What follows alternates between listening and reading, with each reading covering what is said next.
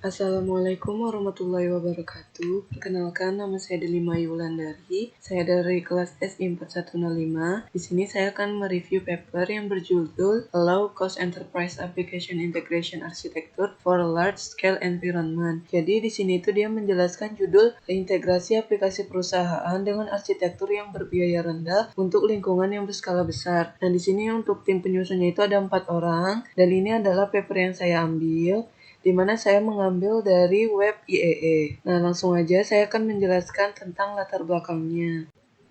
Nah, di sini untuk latar belakangnya itu mereka mengambil permasalahan di mana di tahun sebelumnya itu banyak penelitian yang berfokus pada teori dan analisis. Untuk AI-nya itu masih sedikit tentang pembahasan implementasinya.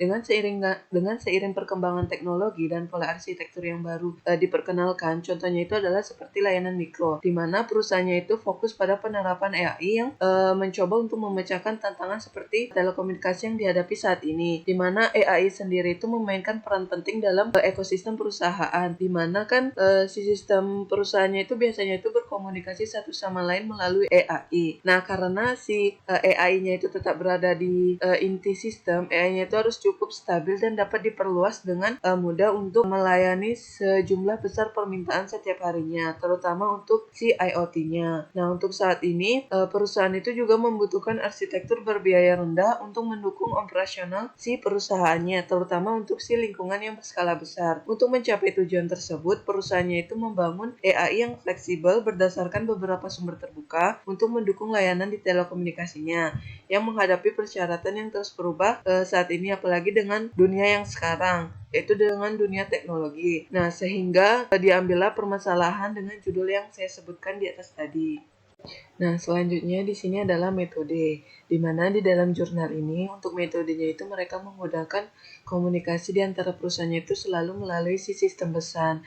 Karena kan dengan menggunakan sistem pesan itu sebagai saluran komunikasinya. Nah, kemudian mereka juga menerapkan konsep microservice dalam desainnya itu. Karena si microservice-nya itu adalah desain penting dari si sistemnya itu, di mana dia itu memiliki beberapa keunggulan dengan arsitektur layanan mikro lainnya. Nah, kemudian di sini untuk fungsi sistemnya itu dia dibagi menjadi beberapa bagian, dan setiap bagiannya itu berjalan pada counternya itu sendiri-sendiri. Nah, di mana di sini itu adalah sistemnya terbagi menjadi 4 modul berupa intense, messaging, template, dan logging. Nah, dapat dilihat pada gambar ini kan terdapat yang namanya itu adalah logging, di mana logging ini bertanggung jawab untuk menerima permintaan dari si sistem front-end-nya itu. Setelah menerima permintaan, pihak logging melakukan beberapa pemeriksaan keamanan untuk memastikan bahwa si permintaan tersebut itu berasal dari sistem yang legal dan tidak membahayakan EIE dan sistem back-end-nya sendiri. Nah, di sisi lain, si loggingnya itu juga berhubungan dengan komunikasi protokol.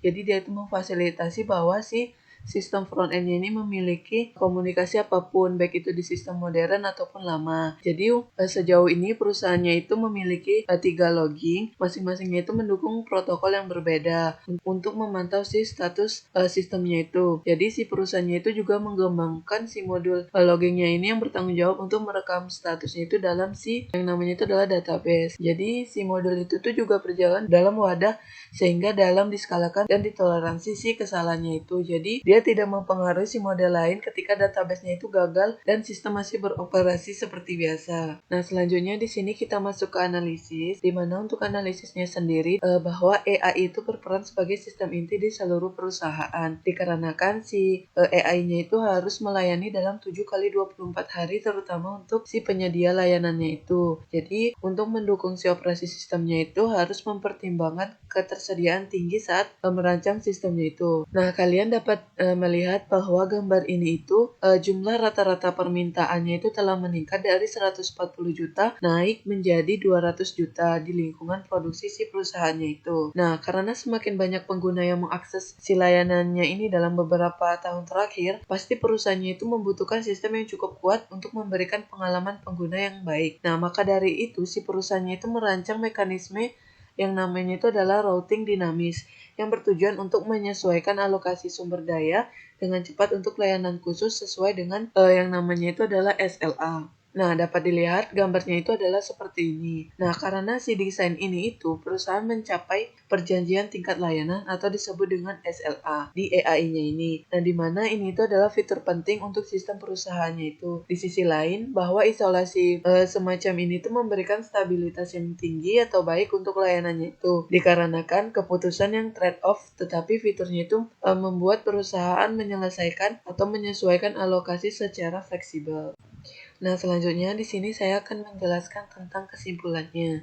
Di mana kesimpulan yang saya dapat itu adalah mereka ini memperkenalkan integrasi aplikasi perusahaan atau enterprise aplikasi integration-nya itu yang inovatif untuk kebutuhan model bisnis yang modern. Nah, AI-nya itu juga menyediakan antarmuka yang seragam dan berfungsi sebagai bus layanan dalam lingkupan yang luas. Jadi ini tuh bertanggung jawab untuk menjembatani si sistem front end dan back end-nya itu dan mengurangi kompleksitas integrasi si sistemnya itu. Nah, jadi karena kan semakin banyaknya pengguna yang mengakses layanan di jaringan, maka si AI-nya ini memainkan peran penting di seluruh lingkup perusahaan karena sebagian besar alirannya itu yang melewati yang namanya itu adalah AI. Nah, faktanya itu adalah yang tadi sudah saya jelaskan bahwa jumlah rata-rata permintaannya itu per bulan telah meningkat dari 140 juta menjadi 200 juta di lingkungan produksi perusahaan. Nah, jadi untuk menghadapi banyak tantangan saat ini membutuhkan yang namanya itu adalah AI yang stabil dan fleksibel dengan ketersediaan dan skalabilitas yang tinggi. Nah, untuk referensinya ini adalah ini. Sekian dari hasil presentasi review paper saya. Apabila ada kesalahan mohon dimaafkan. Wabillahi taufiq wal hidayah. Wassalamualaikum warahmatullahi wabarakatuh. Terima kasih.